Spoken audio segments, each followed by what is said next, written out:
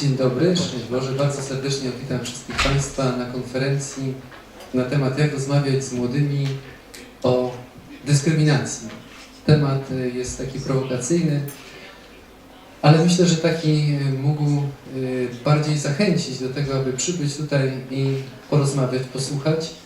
Bardzo serdecznie wszystkich Państwa witam na konferencji zorganizowanej przez Wyższą Szkołę Filologii Hebrajskiej wraz z Kujawsko-Pomorskim Centrum Edukacji Nauczycieli. Współpracujemy już z tym centrum od roku, nawet dłużej. Bardzo serdecznie witam gościa głównego dzisiejszego spotkania, pana Jonny'ego Danielsa.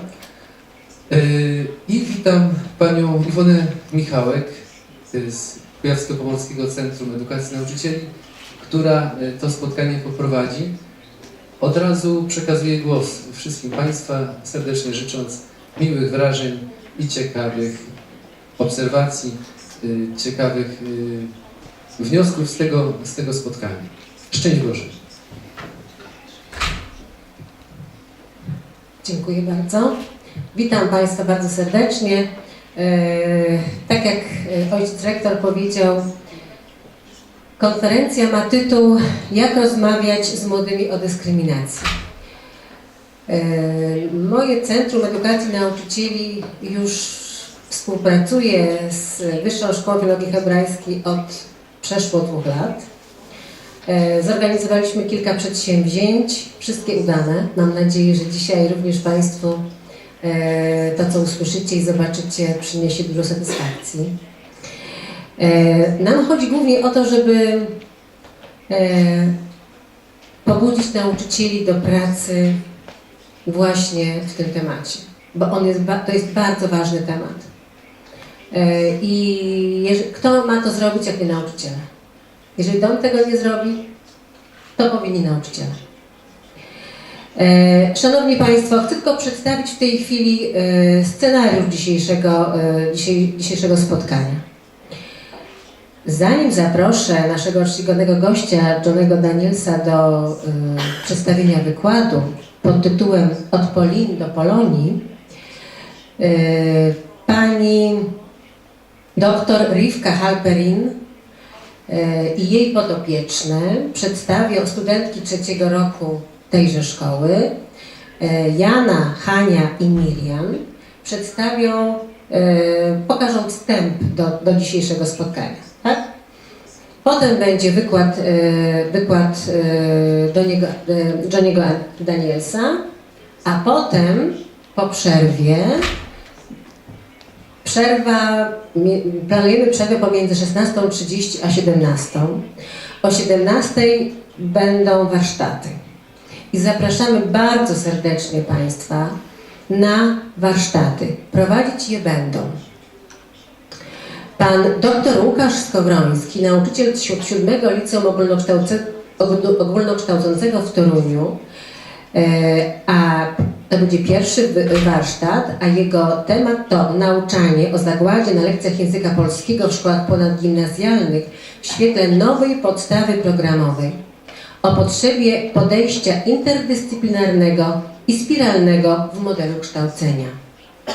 Drugi warsztat poprowadzi pani profesor oświaty Maria Jadczak, nauczycielka 5. Liceum Ogólnokształcącego w Toruniu, a tytuł warsztatu to „Nauczanie o Holokauście z użyciem relacji w XXI wieku na podstawie zbiorów Instytutu Fundacji Shoah”.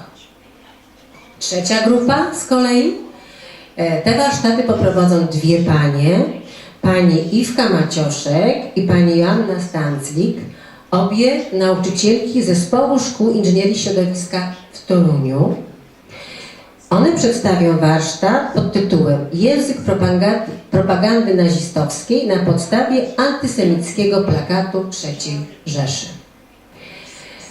Warsztaty odbędą się na pierwszym piętrze w sali 109, 110 i 111. Na salach jest tytuł warsztatu, więc bardzo zapraszam Państwa. Ale żeby nie przedłużać za długo, dziękuję jeszcze Państwu za przybycie. Zapraszam Panią Rivkę i jej podopieczne. Proszę bardzo.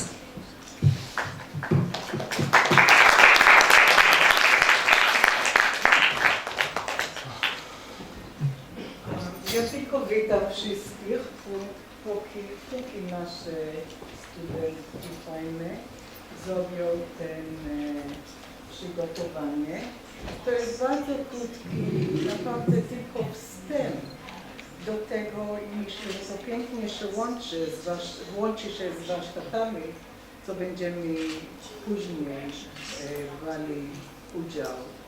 A wybraliśmy dla Was, i to jest w programie naszych nauk tu, a opowieść mała briefing. Mam nadzieję, że większość ludzi tu jest znajoma z jej pisaniem. Ona jest bardzo specjalna i naprawdę nadzwyczajna. I nie wolno zapomnieć, że ona pisała po polsku, wcale nie po hebrajsku. Ale na szczęście tłumaczenie jest bardzo dobre i nie uczy mi się to tłumaczenie.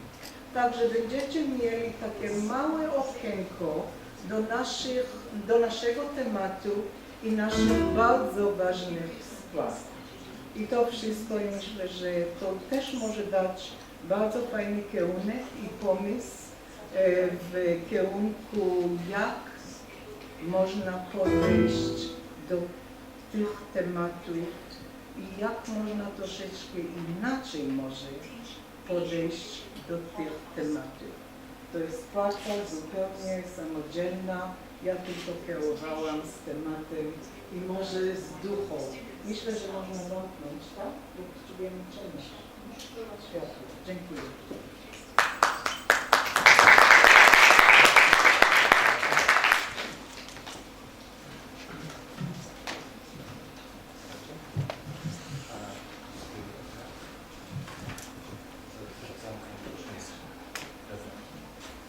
Ja tylko kilka słów na początku. Ta prezentacja została przygotowana na kanwie opowiadania i the Think Odpływający ogród. Zostało ono napisane przez kobietę już dorosłą, ale niejako z perspektywy dziecka. I ten tytułowy ogród może nam narzucać kilka skojarzeń. Pierwszym z nich jest oczywiście ogród Eden, biblijny raj stworzony dla pierwszych ludzi.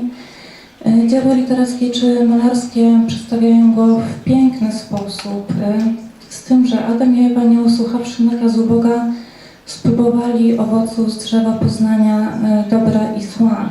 I podobnie do prarodziców także narrator, którą możemy utożsamić z samą autorką, zmuszona była wraz z rodziną do opuszczenia swojego Edenu na skutek prześladowań podczas II wojny światowej.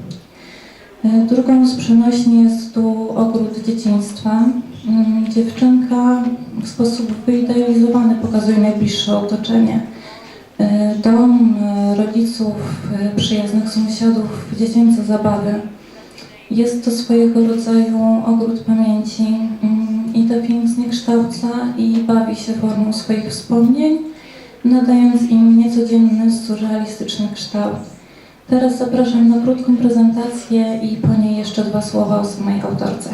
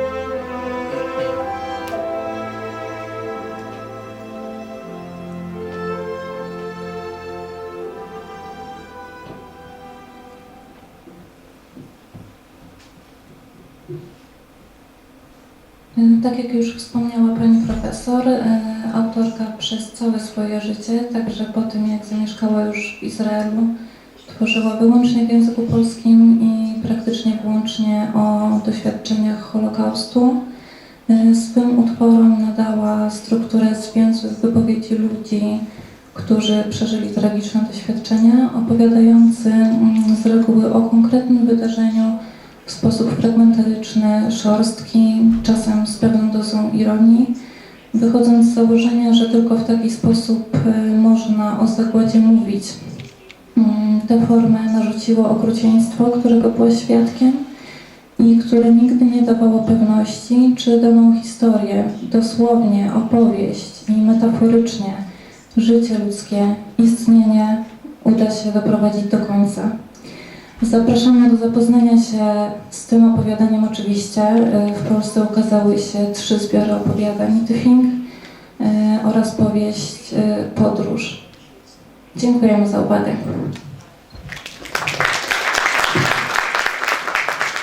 Dziękujemy bardzo studentkom i pani profesor. A teraz, proszę, szanowni państwo, nasz szczególny, wyjątkowy gość. Jonny Daniels, prezes fundacji From the Depths, której celem jest zbudowanie wspólnej przyszłości między Polakami i Żydami. Był inicjatorem organizatorem wielu przedsięwzięć, między innymi wyjątkowych obchodów 69. rocznicy wyzwolenia obozu Auschwitz-Birkenau. I z okazji tego wydarzenia w styczniu 2000 roku w Krakowie i w Auschwitz-Birkenau było obecnych ponad 60 reprezentantów izraelskiego parlamentu, przedstawiciele rządów Polski i innych państw europejskich, Stanów Zjednoczonych i Kanady. Zajmuje się, chyba jest organizatorem projektu Macewa, w ramach którego zajmuje się dokumentowaniem oraz przywracaniem na cmentarze macew, które były użytkowane przez, w celach budowlanych niestety. No cóż, nie będę za dużo mówić, bo najważniejszy gość zacznie. Zapraszamy go do mikrofonu. Proszę bardzo.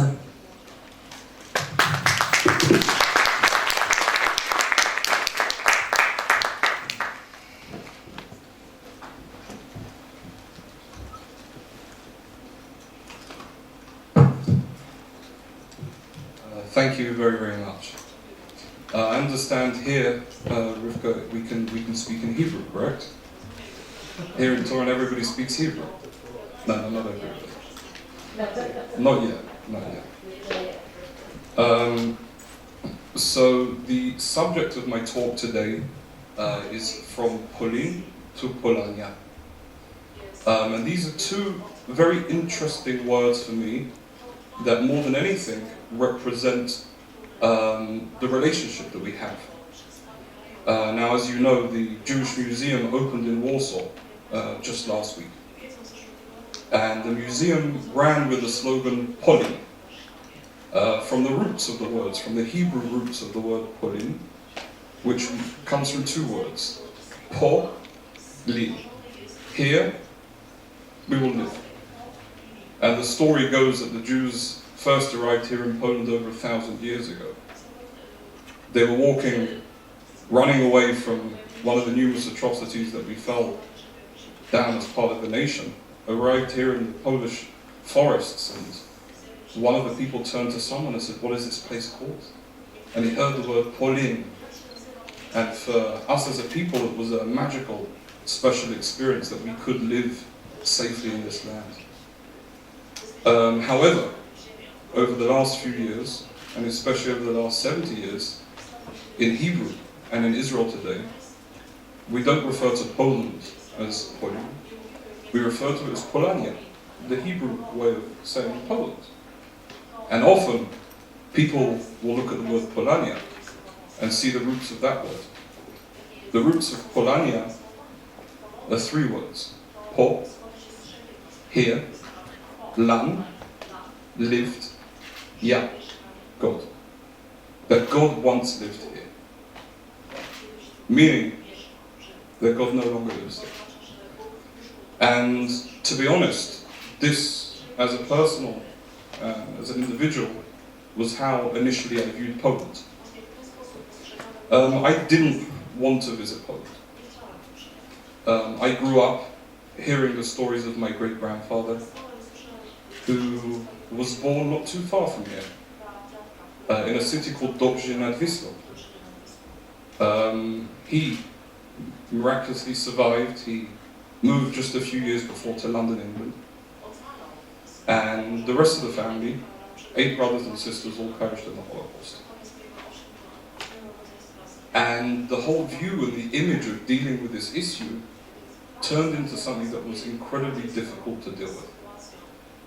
Now, even when we look at the survivors of the Holocaust, we can see that initially, straight after, when they left Poland, Germany, the ones that were lucky enough to survive and moved to wherever they moved, be it the United Kingdom, England, London, where I grew up, or to Israel, the United States, Australia, anywhere to be safe. These survivors did not want to talk about the Holocaust.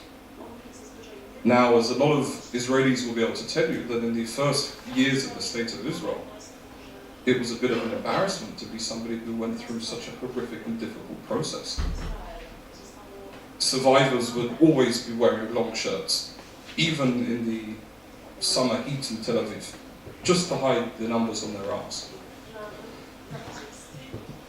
And what we've seen really over the last few years, and especially with the Shoah Foundation and the work that they did, was the accounts of these survivors, these people starting to talk and tell their stories. You know, this really, for me, symbolizes us as a Jewish people. You see, we've been through bad times. And unfortunately, right now isn't the easiest time either. In Israel, we're going through very, very difficult times at the moment. Just yesterday, 2 other terrorist attacks against innocent Jews waiting for a train. And what we see is really enough time has passed that we can start looking back and reflecting on the issue.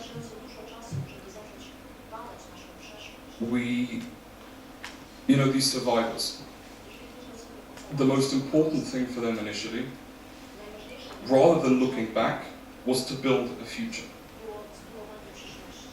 Survivors, more often than not Polish survivors, and Poles who escaped Poland before then and moved to Israel, were the people who built the State of Israel.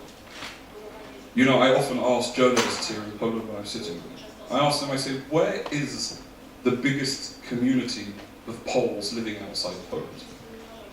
And they'll think about it, they'll turn around to me and they'll say, New York. No, I know, Chicago. Actually, London. And I tell them that they're making a big mistake. The biggest community of Poles living outside of Poland is Israel. Israel was truly built by Polish Jews. And these survivors, these people who spent the first years in Israel building for this future, just after they finished building, after they'd secured a safe place for their children to live, after they'd put their children and their grandchildren through schools, they could then start looking back at the history and what happened before them. And unfortunately, this is sometimes too late. In Israel alone, 1 survivor of the Holocaust dies every hour. And we really have to look at the subject and look at these survivors and work with them and understand them and listen to their stories to be able to move forward, to firstly understand where we come from. Now, in Israel, in current modern Hebrew, the word we use for history is historia, used from the English. And you often ask yourself, why? Why is there no word in modern Hebrew really for history that we use the word historia? And one of the answers is that history, and the way that we look at history from a Western perspective, is not the Jewish perspective. You see, history comes from the root of 2 words. The root of history is his story. It's a story relating to somebody else. It's something that's not connected to me. This was the story of a gentleman that lived over there. That was his story. However, the story of my grandparents, the story of their parents, and the stories of the generations before them, they weren't their story. It's my story. It's part of who I am. And this is what is so unique and special about the way that we look at the future. And we look at the future from understanding what came before us. And without this understanding of what came before us, it's questionable as to who we are. You know, needless to say, we as a Jewish people had a right to the land of Israel for thousands of years.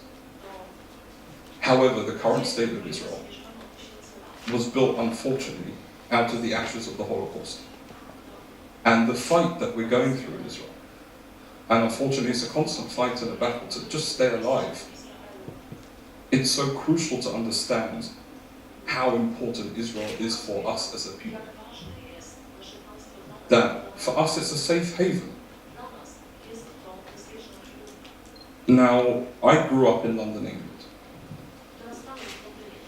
I grew up surrounded by survivors. I'd go to the synagogue on the Saturday, on Shabbat, and commonly you'd see the numbers on people's arms. And you'd hear stories every so often. Every Holocaust Memorial Day, survivors would come and speak to us in schools. And this was a part of our upbringing. It was a part of what made us who we are. And for me, it impacted my life in an incredible way.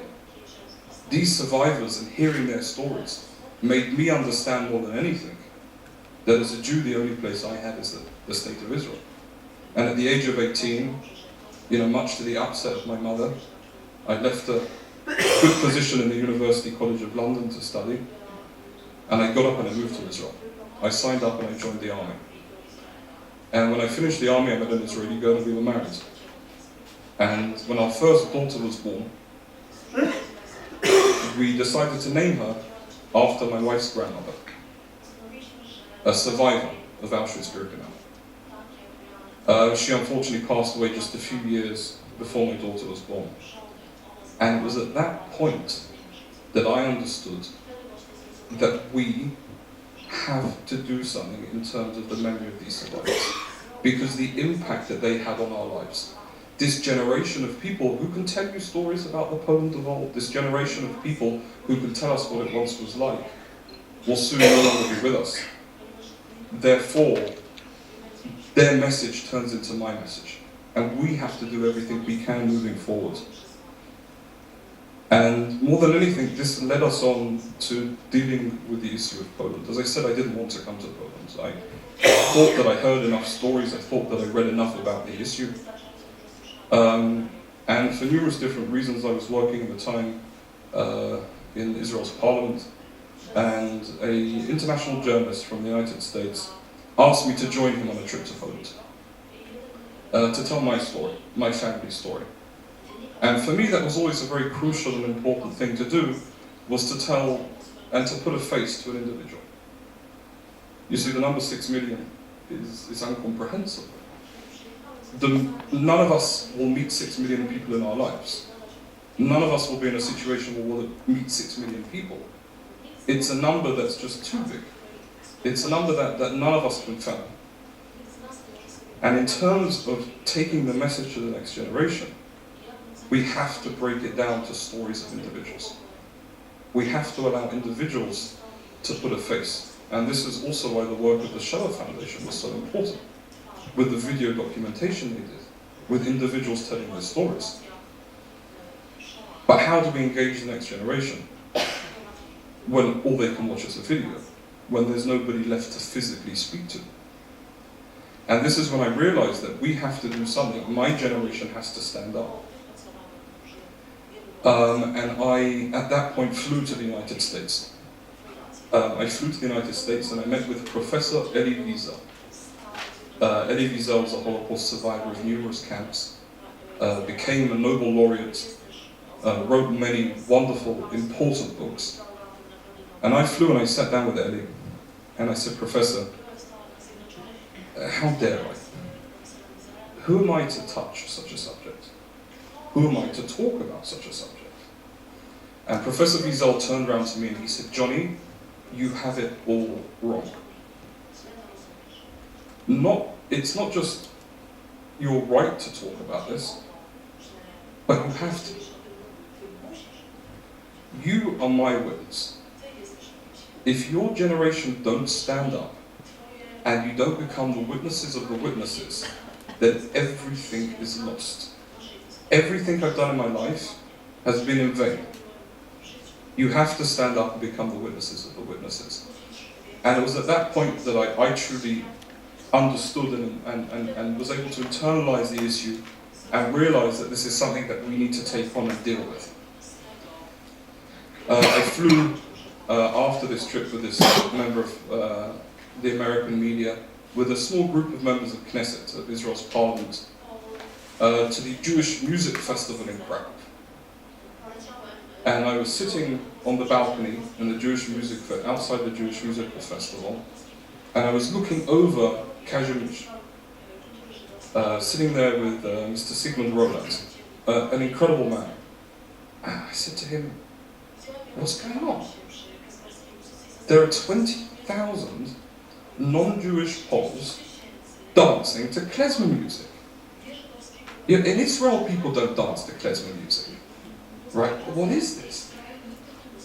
And he explained the issue to me and showed me this interest that there is in Poland in terms of Jewish culture, Jewish heritage, and in terms of Jewish culture and Jewish heritage, it's also Polish culture and Polish heritage. And at that point, I realized that we need to do something.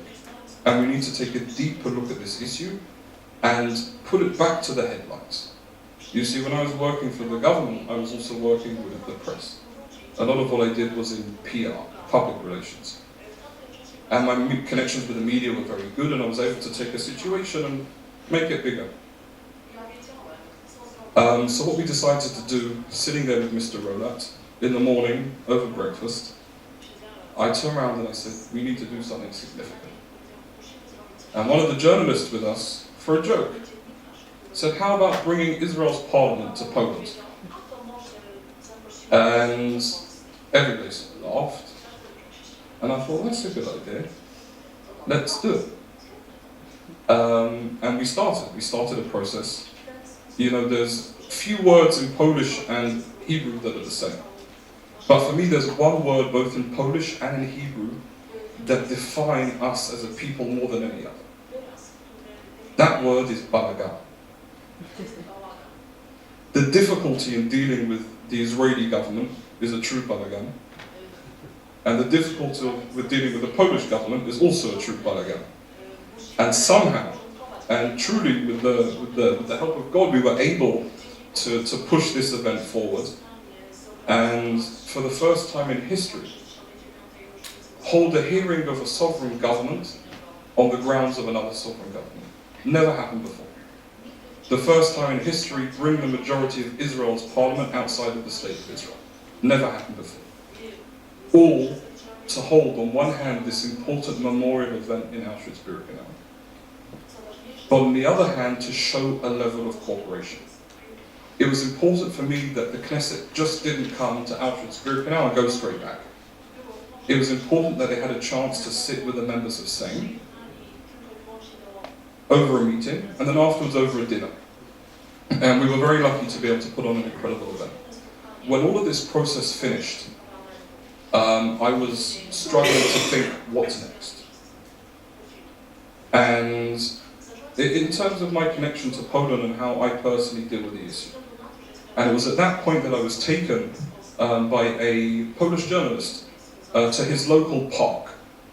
And this journalist took me to his local park, and he showed me that there was a structure in the park made out of stones. And I said, okay.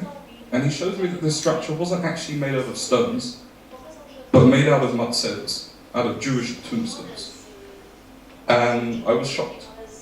I mean, I couldn't believe that this would be possible. Even here, when we started to move onto the stones, we could clearly see the Hebrew lettering within the words.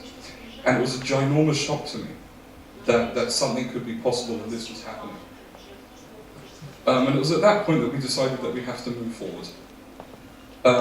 And you see, the issue of matzevas here in Poland it's an epidemic. It's not just in Warsaw. In Warsaw alone, you had numerous cemeteries destroyed.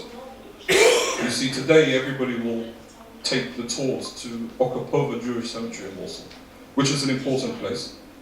However, it's a cemetery of 100,000 matzevas. Brudno Jewish Cemetery, that was entirely destroyed, had 400,000 matzevas.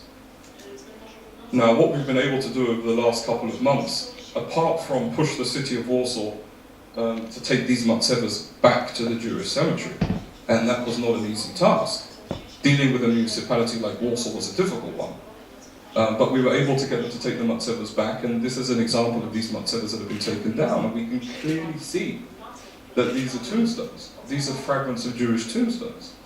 It ended up that we had over 5,000 fragments of tombstones from that park alone. We're now working with Warsaw Zoo. The zoo, again, was another site built by matzevas. But for me, the story of Warsaw Zoo is a lot more powerful than that. You see, I'm sure most of you know that in the zoo in Warsaw, during the Holocaust, there was a director who had taken care of the zoo up to the time of the war. And when the war hit and the Nazis came in, the first thing the German Nazis did was they shot all the animals in the zoo, and they populated the zoo with pigs, with German pigs. But they kept the director there. They kept the director there to take care of the pigs. And they told the director, they said, Mr. Director, food's difficult to come by, so what we'd like you to do is go every evening into the ghetto, into the Jewish ghetto in Warsaw, and take as much food as you want. But the pigs are more important. And the director did that. Every night he'd go into the ghetto, and the first time he went in there and saw what was going on around him, he was shocked. So amongst the food, he decided that he's going to take a few Jews with him. He carried on this process for a long period of time. This Christian Polish man risking his own life and the life of his two children. An act that, to be honest with you, I'm not sure I'd be able to do. And I'm not sure most of us would. Risked his entire family to save over 300 Jews. And now, with the Warsaw Zoo, we're working to reopen the villa of this director.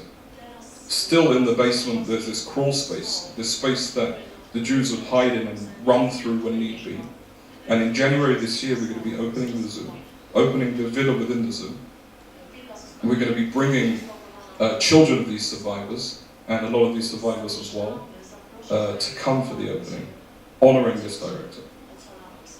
But the amazing thing was that as soon as this director left in the 50s, the zoo says, we need to build.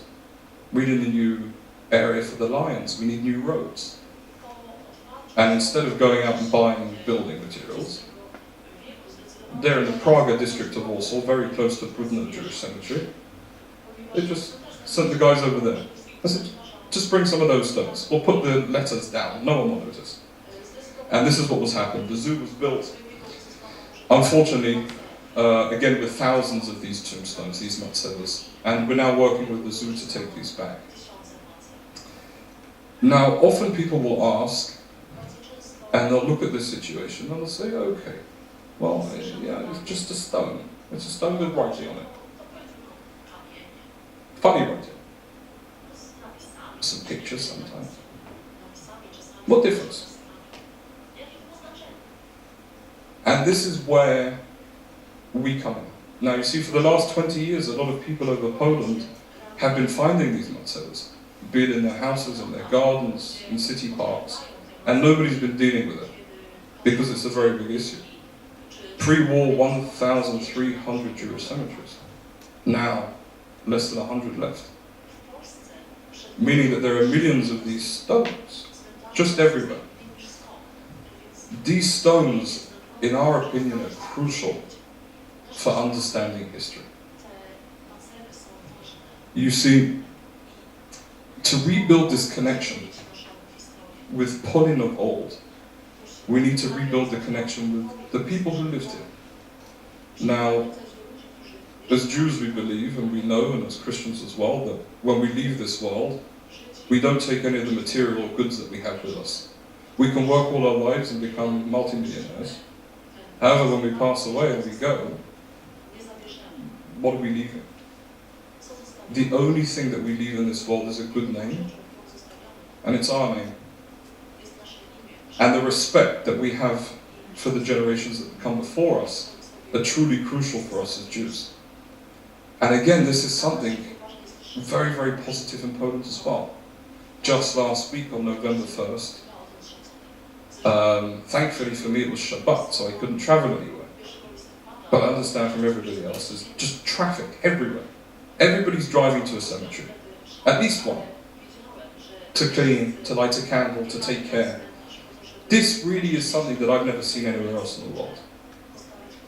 And it's this respect that Poles have for cemeteries as well, and for the dead, that enables us to do the work here. And enables us to connect with this history, connect with these names, and enables people to also connect with family that came before them. We had an example recently in the close-by city, in the city of Lipno. In Lipno, the mayor reached out to us, a wonderful lady, and she told us of a man who found this massive stone in his garden. They turned it over, and what they found was it was a matzeva, a Jewish tombstone. Now we were able to read this matzeva, and we saw that the family name of this gentleman was Rappaport. Since then, we've been in touch with a few different Rappaport families in Israel, and we're still trying to find exactly that person, relatives of that person. And for them, it's a level of closure on one hand, but on the other hand, it's a connection. It's a connection. And it shows this new generation and this new connection that we're able to build with Poland. What's most interesting for people around the world in what we're doing isn't the fact that we're finding matzevas. It's this cooperation that we have with Poles. It's the fact that we're working together. Here we have Mr. Arendowski, a member of Sejm, an incredible person, the first person who brought me here, the person who brought me to Lipno, and a person who's really been pushing. Mr. Arendowski has zero connection to the Jewish history or Jewish past. However, he has a connection to history. And he understands and is pushing forward incredibly well with this. And what we're finding also out as a result of these matzevas is individual stories. Just a month ago, one of the deputy speakers of the Knesset, Mr. Chilik Bar, who I was sitting with in his office in Tel Aviv, turned around to me and he said, Jonny, you know, my grandpa came from a city in Poland, this town called Skulsk. Have you heard of it? Oh, no. I said, do you know how many small cities there are in Poland? Skulsk? Where is that? So I called the people who work with us in Poland and I said, where's Skulsk? And they said, oh, I don't know. So, you know, thankfully we all have smartphones and Google Maps, Skulsk. And I found that Skulsk is a really small city, not too far from Poznan. So one Monday morning, got up very early, it's a long drive from Warsaw, and we drove to Skulsk. We were called on the way and said that, you know, from the Debts Foundation and we would like to come and meet with the mayor. And they said, all right. I mean, you know, there's a few thousand people there, he has an election coming up soon. But you know, there's a limit of how many times you can go, there's only like 5 shops, so there's a limit of how many times you can go and shake everybody's hands. Not like the wonderful president here in Turin. We're very, very grateful for his time. And I hope you're all voting for him as a good friend of ours and a big help to us. So the mayor of Skulsk received us very, very well. And he said, you know, I've got to tell you that you're the first Jew here in about 70 years. So I said, oh, that's nice. And he said, yeah, there's not very much left. I mean, there used to be a cemetery, it's now a field. People are growing food there. There used to be a synagogue, it's now no longer there. What are you looking for? Now, the first thing that we do when we go into these small cities is we make it very clear that we're not looking to take anybody's houses. It's a fear, and a legitimate fear of reparations and all of these things. We have no interest in this, and this isn't something that we're working with. And we spoke to the mayor, and he opened up records. And I told the mayor that there was this certain family name was Chilik's grandfather.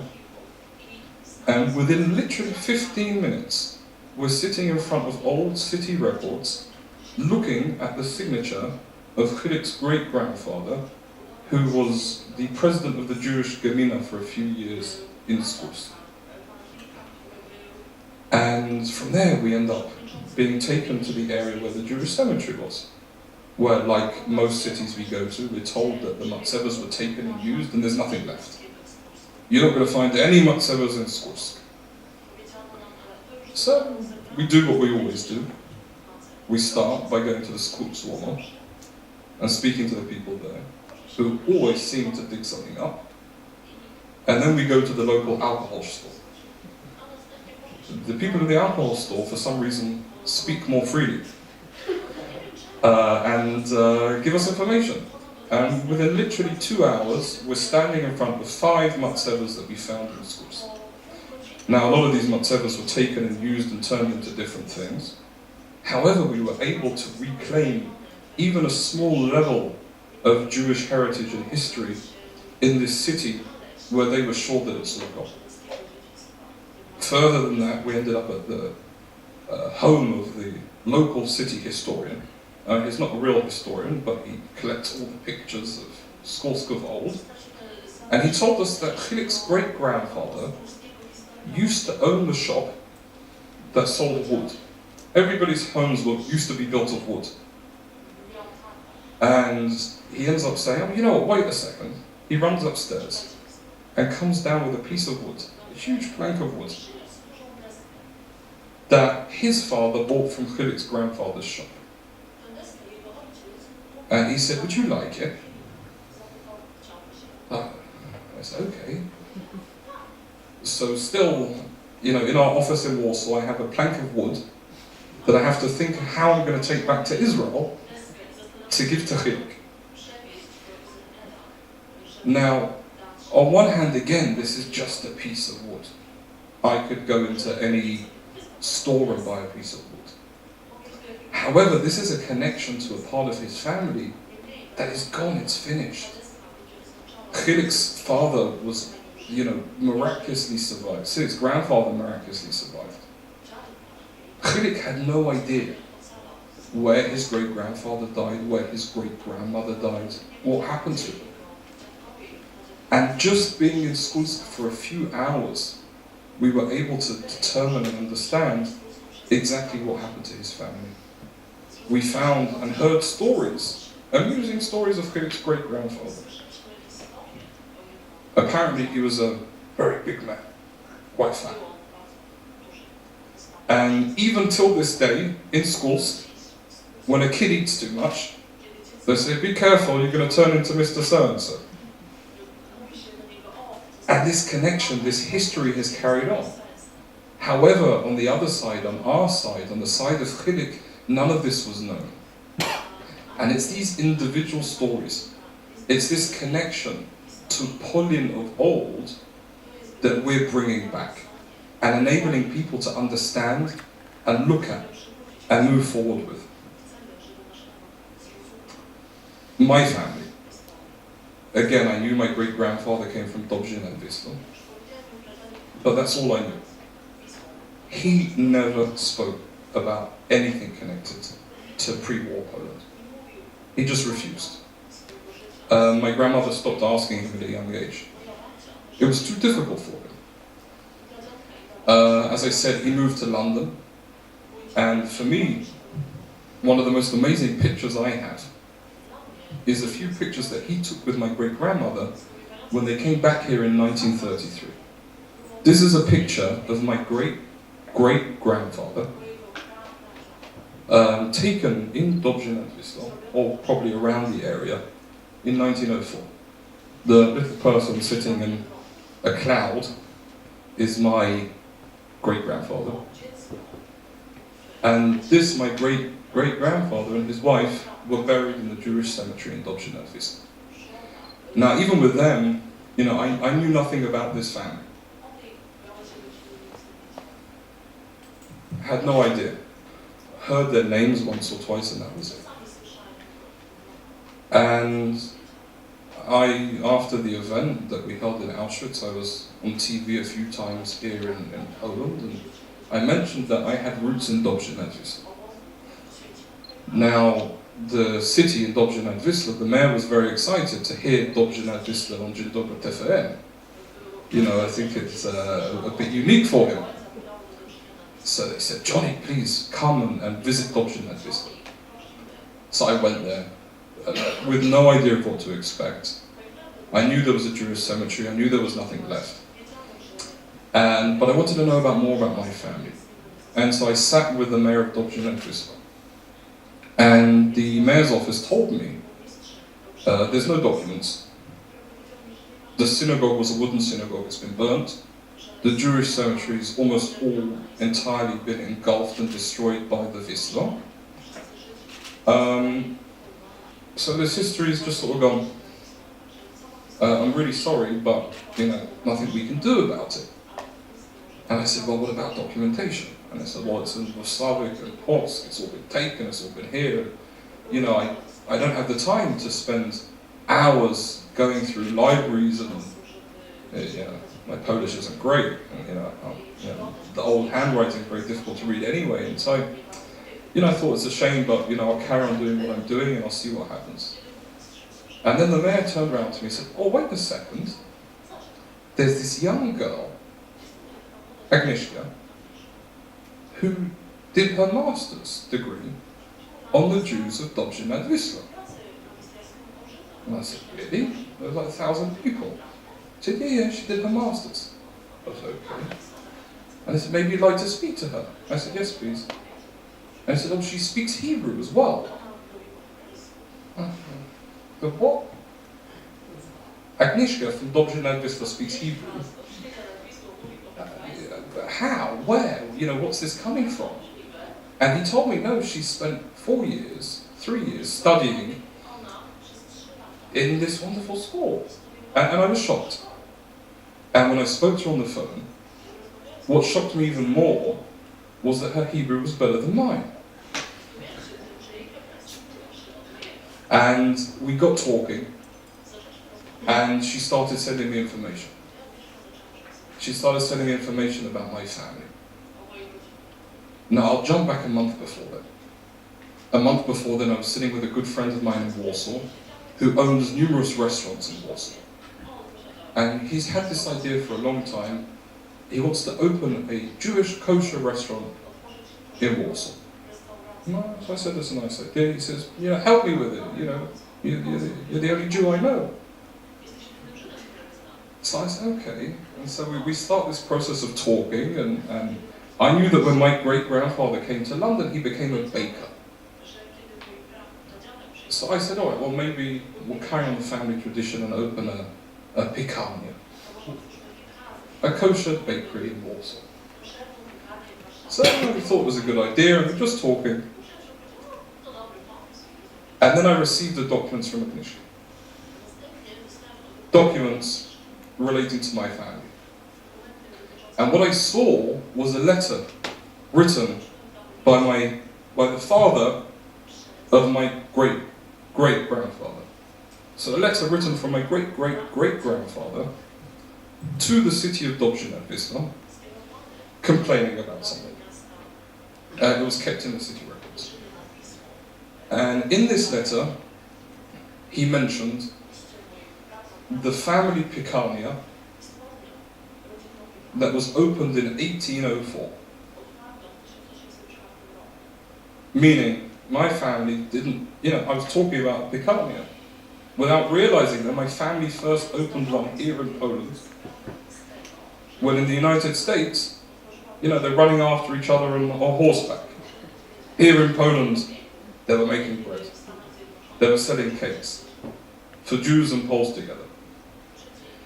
And this is the connection that we're finding, not just in my story, in Chilik's story, but with all of us. And these matzevas are a stepping stone to enable us to talk about other things. Now, one of the things that we're finding as a result of the matzevas is obviously the sites of cemeteries. Now, we'll jump back to Dobrze nad Wisłą, because this is a very interesting example, and actually one of the most difficult examples in Poland.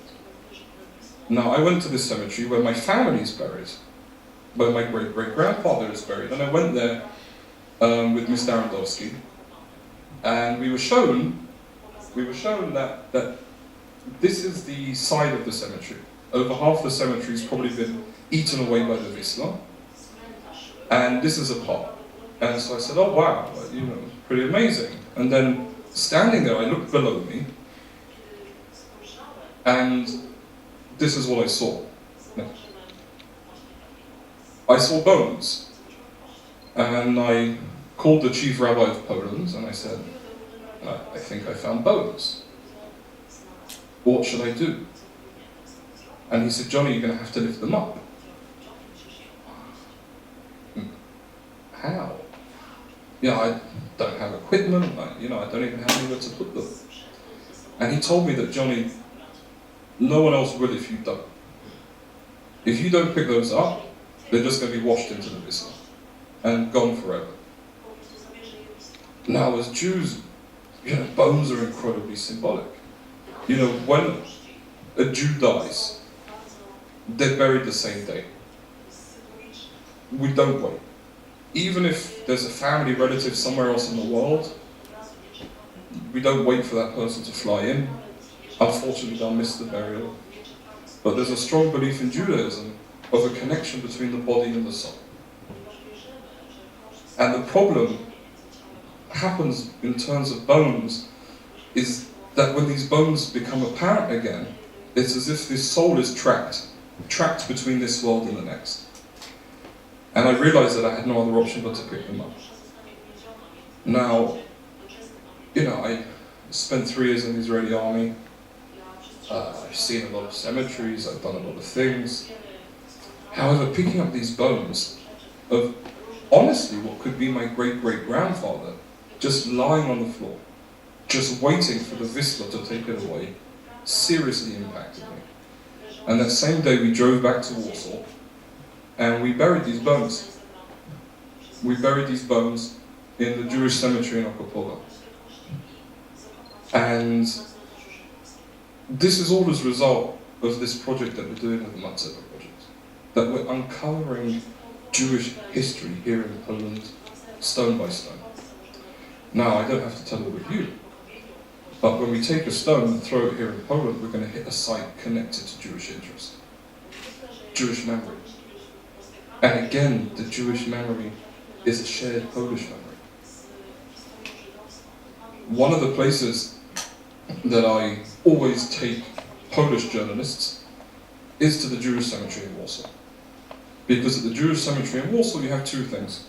You have on one hand matzevas written entirely in Hebrew, of Orthodox Jews, but you also have matzevas written entirely in Polish, of Jews, who, if you would have asked them, are you Polish, are you Jewish, they would consider themselves more Polish than Jewish.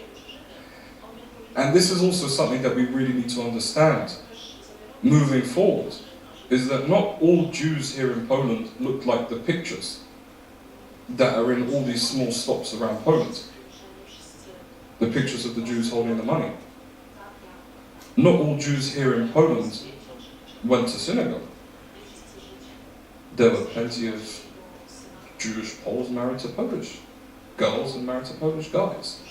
There was an integration of society that really came through in so many different levels. And by individualizing these stories and finding out these individual stories, we're able to open and show a different history. Now, being a witness of a witness and holding the memory of these 6 million Jews on my shoulders as I walk around can often be seen as a very heavy and difficult thing to do. However, for me, I look at it very differently. I look at these 6 million people holding me up. And I think that we have this opportunity here in Poland really to build for a future. And it's through these graveyards and through these cemeteries that we're able to come to these things. And it's through these Jewish traditions. And there are so many Jewish traditions that are so similar to the Polish ones. The most surprising thing for me was I came here during Passover this year. And during Passover we don't eat bread, we only eat special, what I suppose only we called matzahs. And I went to the local supermarket and I was looking, I was thinking, oh, nothing for me to eat. And I saw they've got matzah. I said, wow, that's amazing that they're selling matzah on Passover. Isn't that brilliant? And then I realized that they sell matzah every single day here in Poland. That they sell halka every single day here in Poland. That you eat halva. There are so many connections even in the food that we eat, in this shared culture, that this is what the focus needs to be on pushing forward. And one of the most important things in regards to cemeteries for me is also involved in the Jewish traditions. You see, as Jews in cemeteries, we don't put flowers. Jews don't place flowers in cemeteries. It's a Jewish tradition. We believe that flowers will die and just wilter away, and as Jews, we put something that will stay for longer. We place a stone. And in placing a stone in the place of a Jewish cemetery, even with that we have a tradition. You see, the word for stone in Hebrew is even. Even made of 2 words. Av v'ben, father and son. Again, symbolizing this connection to the generations that came before us. The fact that we're just a chain in a shared history. And as a result of these matzevas, the other things that we're uncovering are truly incredible. On one hand, uncovering very difficult things. Difficult but seriously crucial. We're finding, and we've been pointed to sites of mass graves. Now, in a lot of these small cities around Poland, you heard the stories of the Nazis who would come in, and to be honest, sometimes the Poles as well, and just massacre the Jews. Now, in a situation like that, we knew that 1,000 Jews were killed in a certain city. However, we never necessarily, not always, knew where these Jews were buried. And what we're able to find now as a result of this Matzeva project, and as a result of going out and speaking to locals, and going to these small villages, is the sites of these mass graves. Now, it's so crucial moving forward, because as the survivors die, Holocaust deniers will become even stronger. Already you have people saying that, the Holocaust didn't really happen as they said it did. It was a Jewish conspiracy. 6 million, it's impossible. It was way less than that. And to be honest, even the historians are struggling with the exact numbers of different places. Take Belzec concentration camp, for example. Outside the Belzec concentration camp, there's a big sign that says 400,000 Jews were murdered here. When we look at Belzec today and we understand a bit more of the history, we understand that it was almost double. Which is why these sites of mass graves are so crucial to us finding and properly documenting. And often, as the same with Jewish cemeteries, these sites of mass graves aren't kept in the way that they should be. We found the site of a mass grave in a Jewish cemetery in northern Poland that had been turned into a volleyball court. A volleyball court sponsored by the local municipality. Outside the Jewish cemetery, there was a big sign that says, you know, volleyball championship coming soon, with the stamp of the local municipality.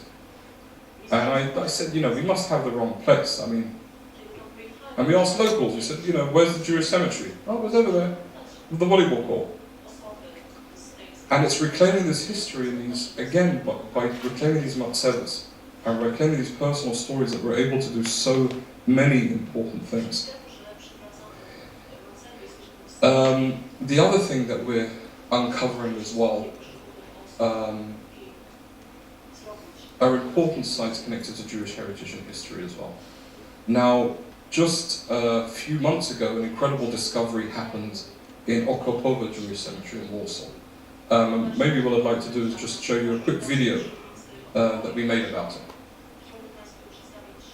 Good. The lights, maybe? Yeah.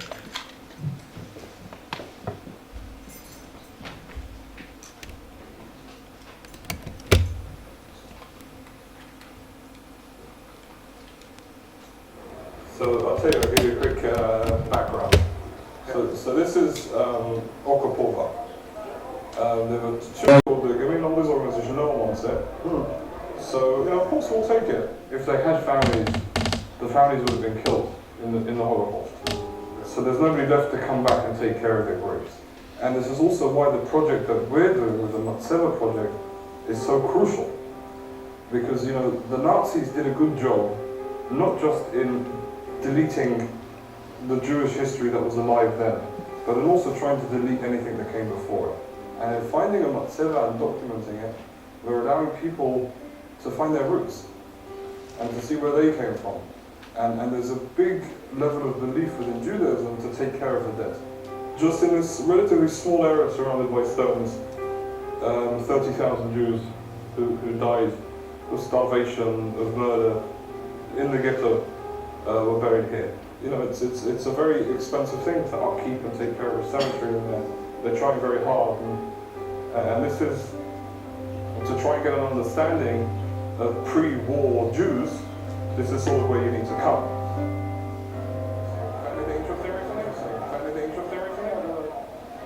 The bunker was put from the bottom and placed as a new ceiling because the people were standing on it. Collapsed.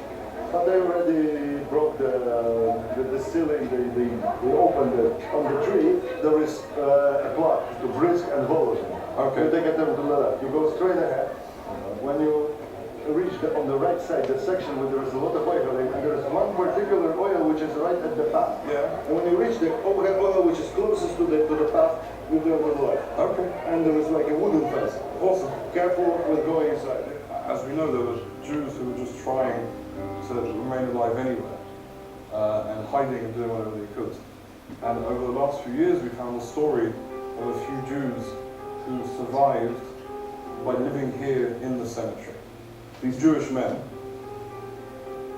realized, I'll be very careful here, realized that there was an opportunity to dig below. And throughout the day, they'd be in here, they'd take a tombstone and put it on themselves, on the top. So anybody who would come in here would just think, you know, wouldn't even bother lifting up tombstones to find it. And the people survive. Yeah, they lived here throughout the war. Throughout the whole time, throughout the day, they'd get out and they'd sort of look around for food and fruits and whatever they possibly could. And then in the evenings, and then back at the night. During the winter and the whole time. During the winter, the whole time down in this house. The only way they were able to survive. Looks like there's a steel guard there. And also, I think the important thing that we're going to be doing today is measuring inside. Because what I really would like to do, we've spoken to the director of the cemetery about this, would be to put some kind of perspex covering over this, to enable a group of people who are coming around the world to come and see this. Because I think this is also a very important part of the Jewish cemetery, and an important part of the memorial. It really is considerably smaller than you maybe think from the outside. But we recently found out that 5 people were inside of. But sort of just the general fear and worry of being here and being inside here must have been absolutely horrific in the evenings. You can imagine how cold this must have been in winter as well. But remarkable that 5 people survived it. what we hope to be doing here is to put a perspex roof on top. The few surviving places have lasted, stood the test of time, and this is one of them. It's so crucial for us to take care of these places and to safeguard them and make sure that they're around for the next generation to see.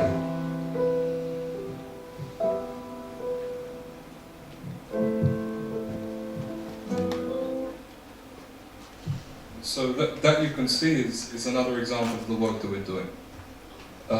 Taking care of sites that will eventually be lost.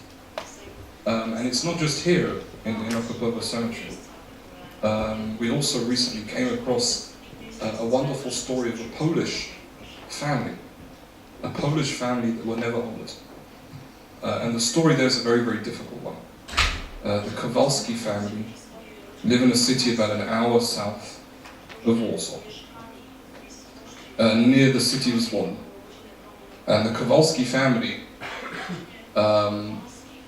hid 2 Jewish girls in the basement under their kitchen. They built a special area to hide them to save these girls. Unfortunately, and the reason why the Kowalski family were never honoured was because these 2 girls died. These 2 girls were murdered. And for us, one of the most interesting parts is that it wasn't that these 2 girls were just murdered by themselves, but murdered along with the entire Kowalski family as well.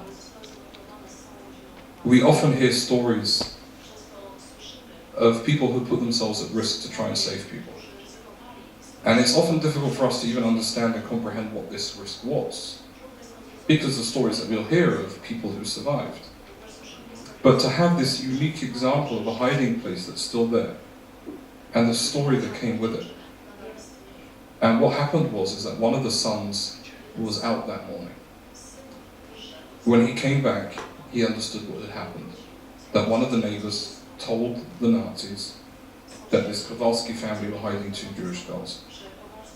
The 2 girls were taken out with the entire family and put into the barn and burnt alive. And telling this story and having this hiding place still intact is so important in terms of memory and memorializing. Again, this is such a simple, lovely, decent family. A family, this is how they live. Very, very simple. They've never asked for anything. They were shocked I was interested to see something. And we're now working with them to see how we can preserve this hiding place and how we can move forward. This is the family that were making, what's the name of this place? Kashanka outside. I told them it wasn't kosher. I think even if it was, I wouldn't have had one. But this is the family, and such wonderful, honest, decent people. And for us, these are the kind of people that we love working with here in Poland. And on the other side of this, there are other artifacts that we're coming across and we're finding that are so important to heritage and to history. One of the students that we work with from the University of Warsaw told me that in this village that he lives in, near the border of Belarus, there's something very interesting in the forest. It's so interesting that the locals refuse to go into the forest. Something very scary. Piqued my interest, and we went with a local guide into the forest. And we had to convince him to walk us in there. He really didn't want to go. And what we ended up finding as a result of going to this forest was something, again, that is incredibly important to memory and also incredibly important in terms of moving forward with history. That in this forest were buried over 5 tons of Nazi soap. 5 tons. This is the largest ever finding of Nazi soaps. Now, if you look at the next picture, we can see just how they were buried there. We were literally just scraping the surface, and these soaps were falling out. Now, what we can see on the soaps is 3 letters. RIF, which stands and stood for Reich Industrial Fat. Now, needless to say, there were a lot of rumours that went on about the fact that we industrial part of these soaps was Jews. That Jews from the concentration camp were turned into soaps. And it's a rumor that until today no one's been able to either say is true or to dispel. And this is what we're now working with. It's a very difficult issue to deal with because there's no DNA in human fat. And so we're working with specialists from all around the world, including partners of ours from the NTNU, the University of Technology in Norway, in Trondheim. And even today we're having a very difficult time trying to find out and deal with it. And this is a difficult side. And this is the side that, you know, nobody really wants to deal with or talk about. But on the flip side, we're finding other artifacts that are truly amazing. The students from the University of Warsaw that we worked with went to all small towns up in the northern part of Missouri and a bit further higher. And the students came to the city of Filipów. Again, a very small city in northern Poland. And in the city of Filipów, they came across a couple. Old couple. They knocked on the door and they said, "We'd like to come in and talk to you." And they came in and they gave them the talk about service. And this old couple turned around and they said, "Well, look, we don't have any much service. However, our neighbor," I was 5 years old when war broke out, and our neighbor was the rabbi from the village. And the same day that the Jews were rounded up and transported to Treblinka, the rabbi ran to our house. He ran to our house and said to my father, "Please look after this for me. I'll come back soon." And into the father's hands, he thrust this Jewish item that the father ran and hid under his sofa. And it's exactly at that point that he asked the students, he said, "Please move." And at that point he lifted up his sofa, and lying under his sofa was a Torah scroll. Now a Torah scroll is a very unique book to Judaism. Obviously it's the Old Testament, it's based on the Bible. Judaism, like Christianity of old, takes strong care of our books, of our holy books. This is a book that you will never see anywhere but in a synagogue, to the point that even if a Torah scroll falls on the floor, we have to fast. We're not allowed to eat for 1 day, out of respect for this holy book. If a Torah scroll is destroyed, or in a position where we can no longer use it, we have to bury it. And to find this part of a Torah scroll lying under the couch was truly incredible. Now, this wonderful gentleman agreed to give us this scroll. When I saw the scroll, I automatically understood that it was only part of the scroll. Unfortunately, the family had very difficult times, and they used over half of this scroll, and they just cut it and used it for different needs, tending to the horses and so on and so forth. And as an organization, rather than taking this scroll and burying it, or putting it behind some glass in a museum, the importance for us is to bring it back to life, is to enable people to see this Polin of old. So what we're doing with this Torah scroll is incredibly unique. We took the scroll with us to Israel, and we took it to a scribe.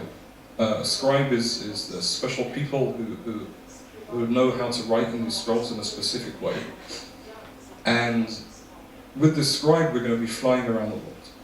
We're going to be going to Australia, to the United States, to England, to France, and numerous other countries, where we're going to be bringing survivors of the Holocaust to write the letters in this holy Torah scroll. And this scroll will then come back with us to Israel, where it will go in to the synagogue in Israel's parliament, in the Knesset, where we're not just bringing this scroll back to life, we're closing a circle. Now I'm sure that when this rabbi from this small village of Filipov was on his way to Treblinka, what he was thinking of was this Torah scroll. I'm sure that when he was being taken to the gas chambers and gassed to death, what he was thinking of was this Torah scroll. And for us to be able to take this scroll and give it back the dignity and the holy presence that it deserves is crucial to us. And this is also an incredible example of cooperation. And this is the cooperation that we're really seeing all over Poland. Now, needless to say, there's difficulties in the relationship between Jews and Poles. You know, we have to be honest. We can't bury our heads in the sand and pretend that it was always good here, that nothing bad happened here. However, by far and large, what we've seen has all been positive. And this is what we're working towards. It's this cooperation. You know, the world now is a much smaller place. And they call it the global village. Yesterday I was in Israel. Today I'm in Turin. Tomorrow I'm in Warsaw. Next week I'm in New York. Everywhere is so easy to get to now. Everywhere has become so close to touch. And it's this cooperation that is surprising people most. Again, the international media, what interests them more than the Matzelas is the cooperation between the Poles and the Jews. For them, it's the most surprising thing. And this is a stand against discrimination and in terms of memory that we're working towards. It's this coming together to deal with an issue. Just 2 days ago in Israel, I sat with one of the biggest providers of the tours for Israeli school children to come here to Poland. And we discussed taking the school kids for half a day, partnering them with a Polish school, and having them clean up, fix a part of a cemetery. Or take pictures of Matzelas, or something of that kind. Again, creating a cooperation, creating an understanding. Now, any sort of anti-Semitism that one may experience here in Poland comes much more from the issue of stereotypes. You know, I mean, the questions that we're often asked here, numerous times, in terms of dealing with cities and cemeteries, mayors of cities will ask me, they'll say, Jonny, it's true, isn't it, about how Jews are buried? Oh, what's true? They say, well, Jews are buried with their arms folded, sitting up, with coins on their eyes. Huh. Okay, I said, no, it's not true. Oh, come on, it's true. I said, I promise you it's not true. The amount of times people have asked me, what's under my hat? I told them nothing. So unfortunately, just a bald patch. The amount of times people will ask me questions that are truly surprising, but again, don't necessarily come from a bad place, come from a lack of understanding and a lack of dialogue. And as a younger generation, we have an opportunity to create a dialogue on so many different levels. And the biggest problem for me is that a lot of this dialogue until now, they're done and they bring groups to sit together without discussing this ginormous pink elephant in the room. Not just an elephant in the room, a ginormous pink one. It's such a huge, significant issue that everybody's on the tip of everybody's tongues, but nobody's willing to talk about it. And that's the Holocaust. And we have to have an open and a fair conversation about it. Now, it's a lot of the problem is at the hands, unfortunately, of the Polish government, to be honest, who also are not willing to take an honest and a fair look at what happened. In Warsaw alone this year, they'll be building, I think, 3 or 4 memorials for righteous Gentiles, for Poles who saved Jews. Now again, whilst this is crucial, as Jews we have an issue called Hakarat Tov, which is Thanksgiving, where we, needless to say, throughout numerous times must give thanks, and a lot of thanks to those who saved Jews. We also have to have an honest look at areas like Yad Batman and speak honestly and openly about it. Because if we try and hide what happened, no one's really going to have a real conversation. No one wants to talk. We can all pretend. We can build a nice museum on rotten foundations. We can play games, we can shake hands and have nice pictures, host people in universities, but if we don't have a real look at the root and an honest discussion, then we're not moving anywhere. And for me, the amazing thing that we're seeing is that it's not just in Warsaw and Turin and the big cities that we're having this incredible cooperation. We're seeing it absolutely everywhere. Just a few weeks ago, we received a call from the local fire department in the city of Rostrzha. I said it right. And these firemen called us, and maybe we'll let the video talk for itself.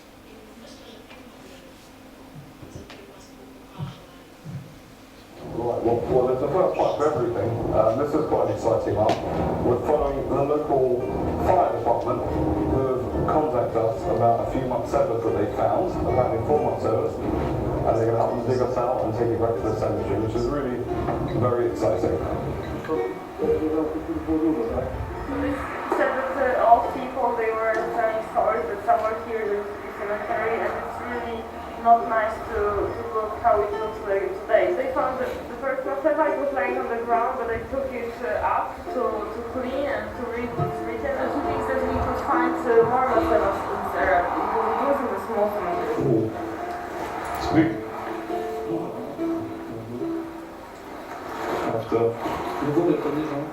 It's so amazing because they literally heard about us through the park in Warsaw, and they decided to come forward and volunteer themselves. They read about the work that we do with the Matsewa project and decided they want to come and help us. Through their own initiative, they came here, they found this incredibly large Matsewa lying on the ground that hasn't been read or seen for over 70 years. Look at the size of this Matsewa, it's actually beautiful. They're not discussing how to lift it up. They will put rocks on the...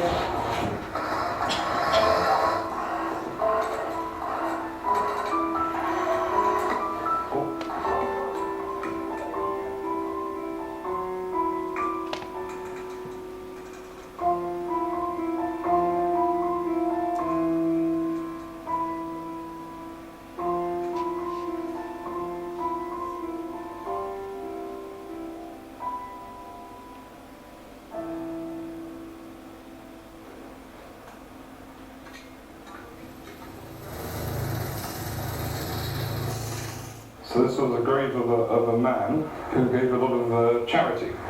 We can see that from the sign on the top, and his name was Baruch Fischer. Jego imię i nazwisko to Baruch Fischer. Should we stabilize it or something? What are we going to do to... They will put a sand in the ground and some sticks. Another one?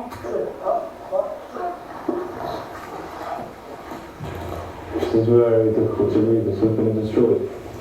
But we need to properly clean this up. He said that it's like not should be like this, that even on All Saints Day people are going to Catholic church and going through this hill and the body are still in the ground. Well, I mean, look, also I think that what we need to do is come back and we can be able to locate the area of the cemetery, and we can come back and with the fire department maybe build some kind of fence around here as well, even something very simple to stop people coming in. We have to find out the map and see how it works. This really is one of the most incredible things that we've ever had. We're just literally walking through the cemetery. These Matsewas are turned over, they're broken, they've not been read in over 70 years, and here we are with the local fire department literally picking them up and reclaiming this history. It's going to be like a square structure with this in the middle. It's really interesting. It's an entire little fence structure here.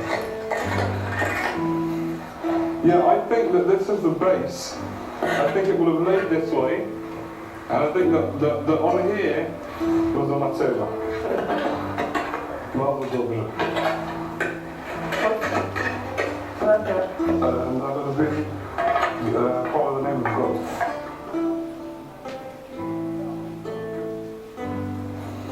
What's that?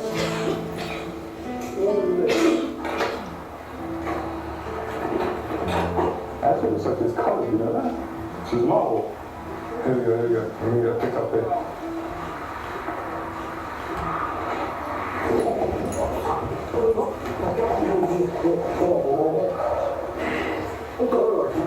Yeah.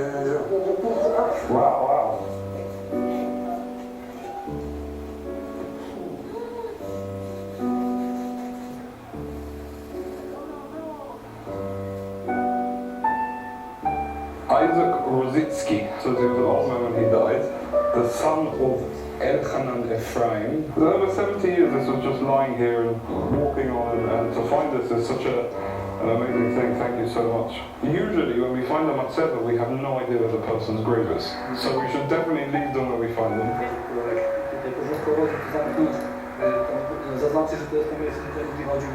So now it's the moment we should take care of it and to mark the place, not to allow people to walk through. They also want to volunteer, and they're not a huge group, but if it's necessary they will call for other people and they can help with digging and finding another one. Thank you. You're good.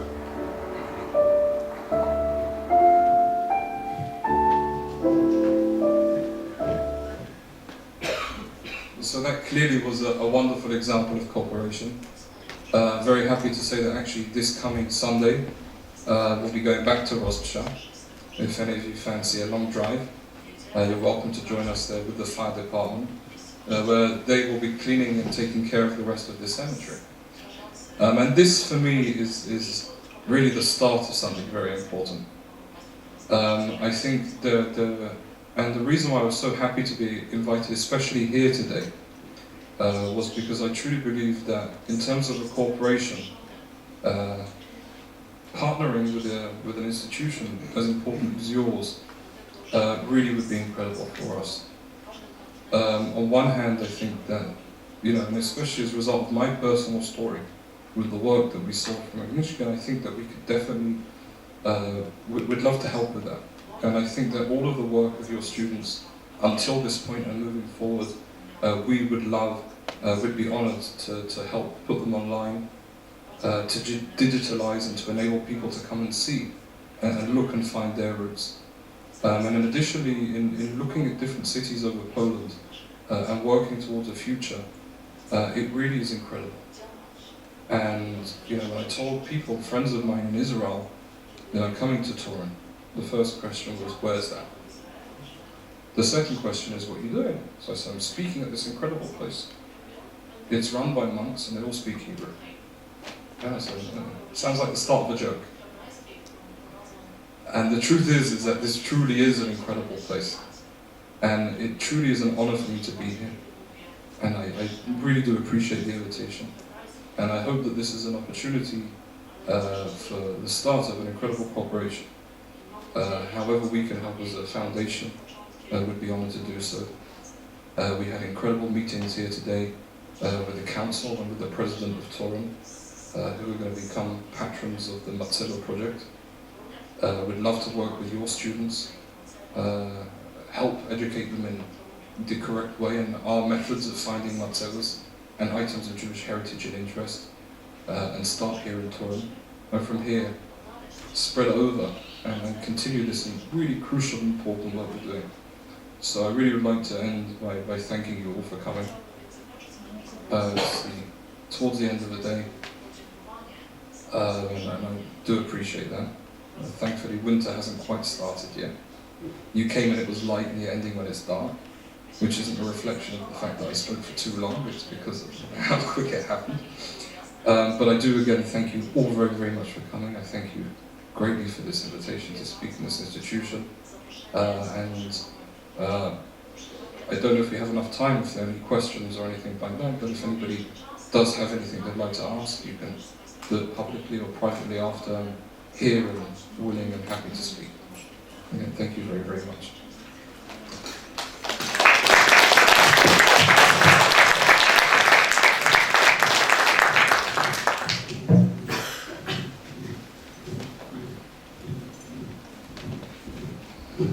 Bardzo, bardzo, bardzo dziękuję. Myślę, że naprawdę czas tutaj interesujący spędziliśmy.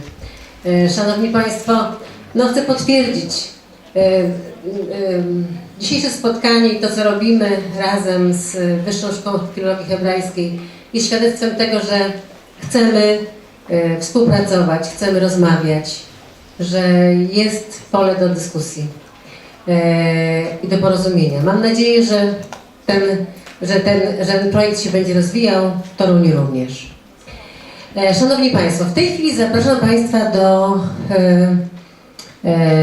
foyer, tak? Czy nie? Nie wiem gdzie. W każdym bądź razie na posiłek, na herbatkę, kawkę, coś ciepłego, ciasteczko.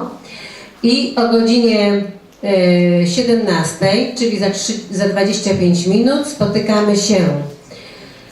Osoby, które chcą rozmawiać, są uczestnicy w warsztatach pana doktora Łukasza Skowrońskiego pod tytułem Nauczanie o zagładzie na lekcjach języka polskiego w szkołach ponadgimnazjalnych w świetle nowej podstawy programowej.